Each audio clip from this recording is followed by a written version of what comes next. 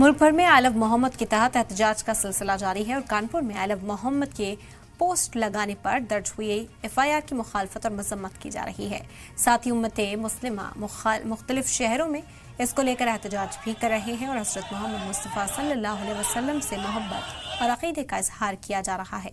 इसी सिलसिले में गुवाहाटी हाई कोर्ट के सीनियर एडवोकेट इलियास अहमद से सलाम टीवी की खास बातचीत हुई। बातचीत के दौरान उन्होंने आई लव मोहम्मद कहना, लिखना, स्टेटस लगाना कोई गैर कानूनी काम नहीं ऐसा कहा है। मोहम्मद सल्लल्लाहु अलैहि वसल्लम से मोहब्बत का इजहार कर सकते हैं, ऐसा कोई कानून नहीं बना जो इस अमल से रोके। जो इसकी मुखालफत करते हैं, इससे रोकते हैं, वो मुल्क में बदअमनी फैलाना चाहते हैं।